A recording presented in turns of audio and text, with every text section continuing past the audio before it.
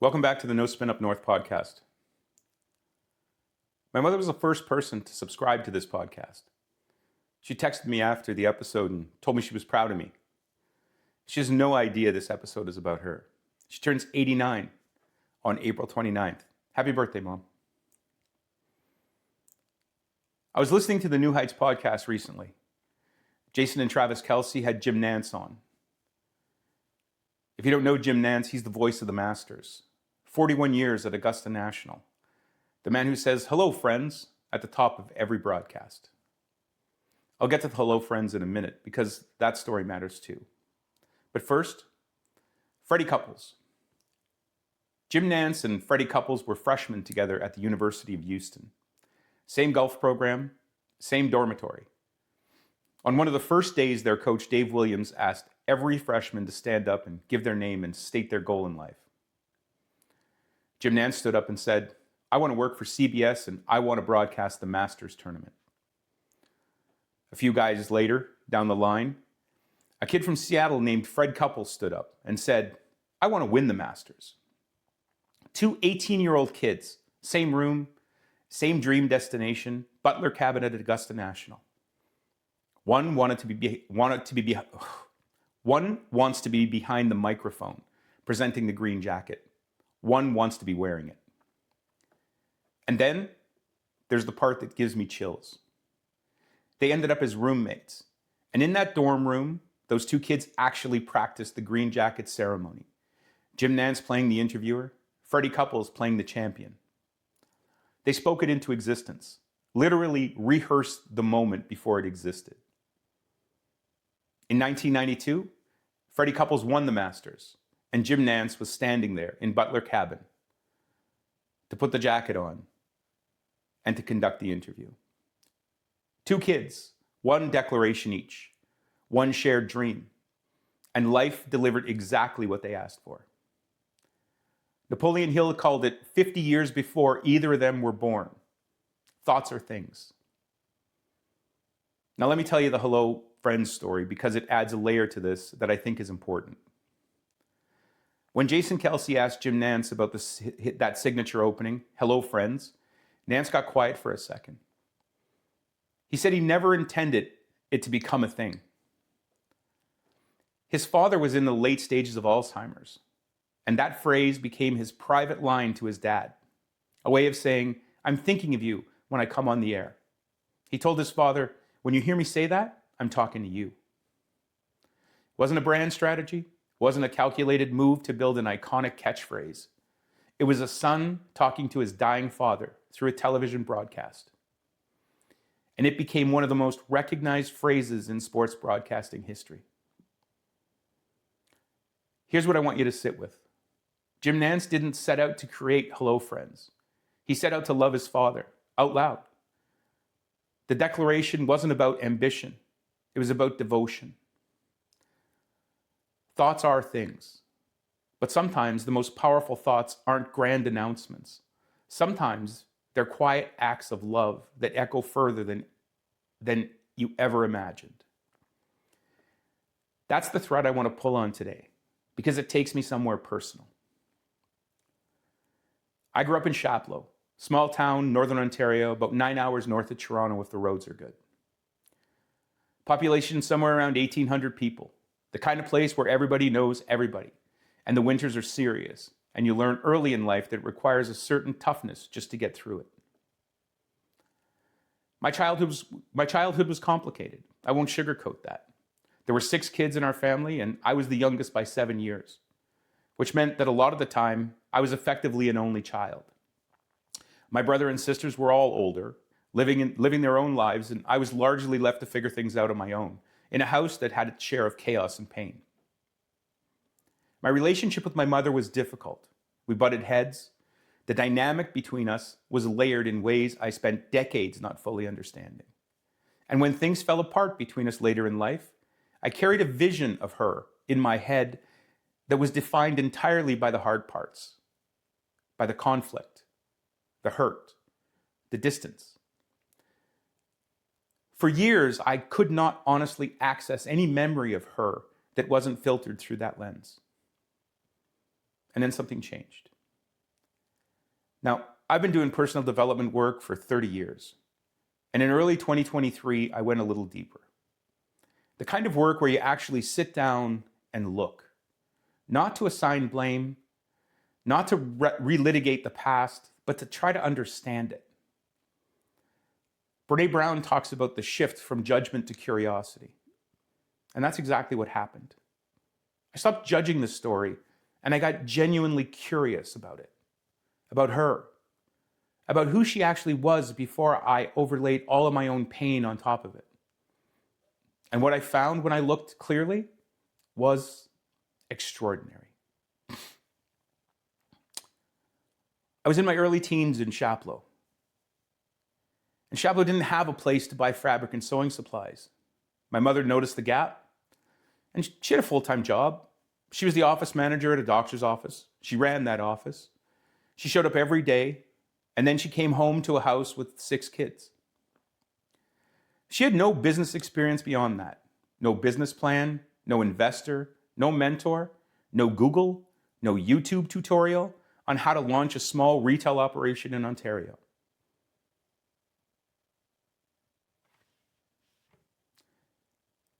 No YouTube tutorial on how to launch a small retail operation in a Northern Ontario town of 1,800 people. She just decided. And the next thing we knew, we were turning the basement into a fabric shop. One day it didn't exist. She decided it should. And then the next day it did exist. I want you to sit with that for a second in the context of Jim Nantz and Freddy couples. She didn't stand up in a dorm room and make a declaration.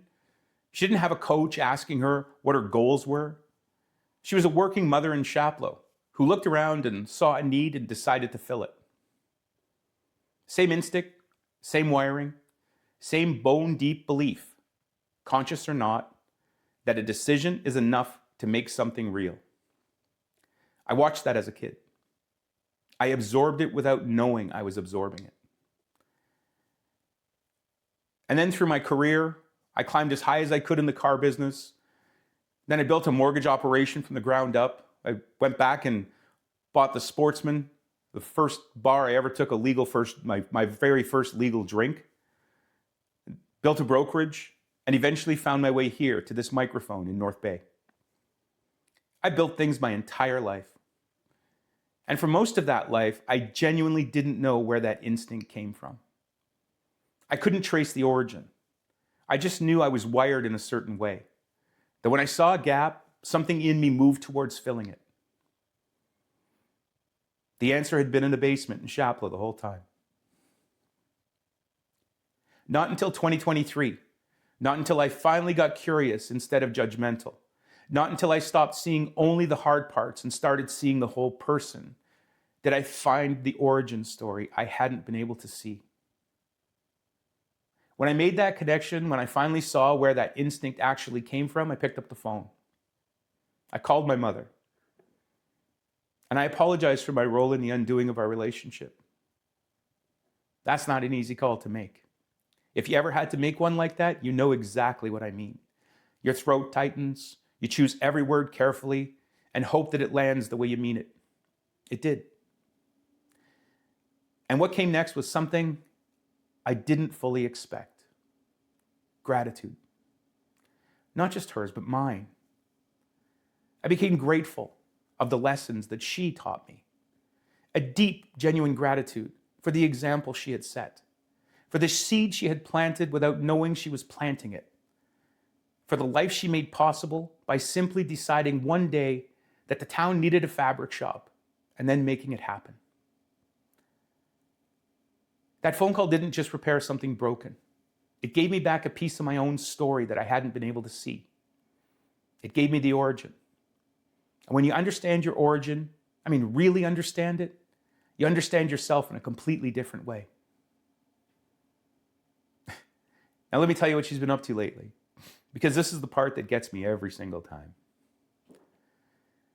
After some difficult years, my mother relocated to North Bay. My sister, the saint, Joan, helped her find a place in a seniors building. And she settled in. She found her footing. She found her people. She found her tribe. And then she did what she's always done.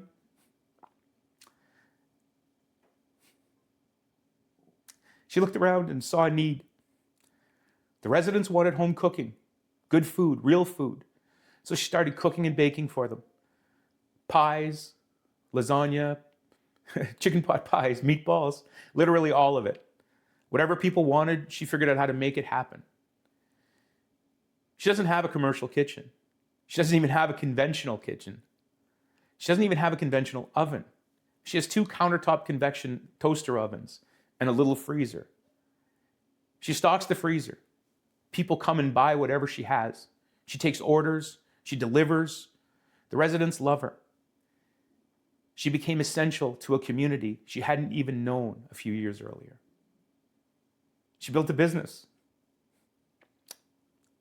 Again, in her 80s, with 2 toaster ovens and a freezer. The woman who turned a basement into a fabric shop in Chapleau turned a senior's apartment into a kitchen operation in North Bay 40 years later. Same person, same instinct, same quiet decision made with no fanfare. A decision is enough to make something real, and she has proven that her entire life. She's winding down after her birthday this year, closing up the little business, and she's giving up her driver's license, finally stepping back at 89 years old, on her own terms, on her own time frame,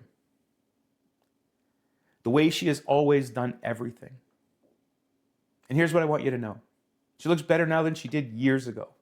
Finding this place, finding this community, finding her tribe, it kept her alive. And that's not a figure of speech. This is literally what happened. She found where she belonged and she thrived.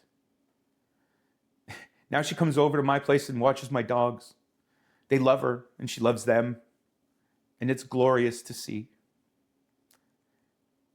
She was the first person to subscribe to this podcast.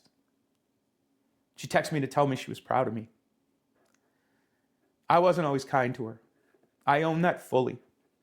There were years where I held a version of her in my head that wasn't fair or complete, where the judgment was louder than the curiosity, where I couldn't see past the hurt to the whole person. The work I did in 2023 gave me something I didn't know I'd lost. It gave me her. The real her. The complete her. The woman who worked a full days at the doctor's office and came home and built a business in her basement because she decided the town needed one.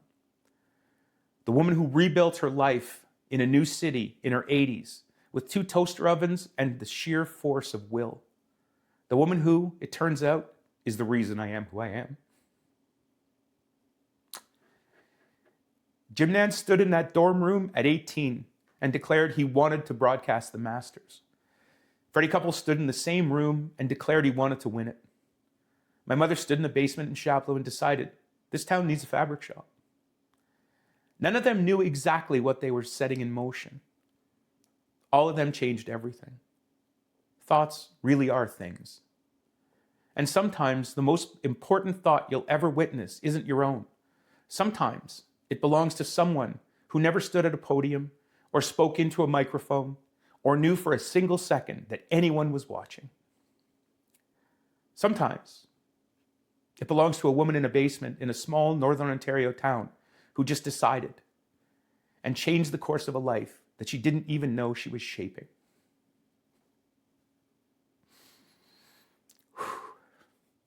Mom, you did that.